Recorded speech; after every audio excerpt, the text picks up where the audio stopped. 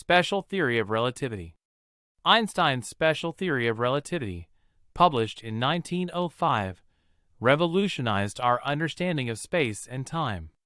It introduced the concept that the laws of physics are the same for all observers in uniform motion relative to each other. The theory has two fundamental principles. A. Principle of relativity. The laws of physics are the same in all inertial reference frames.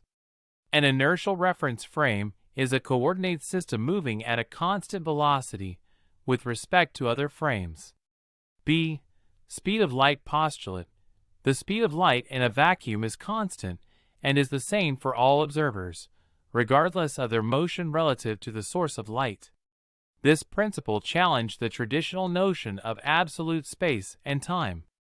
The special theory of relativity also includes the famous equation E equals mc squared, which expresses the equivalence of energy, E, and mass, m, and highlights the enormous amount of energy stored in matter.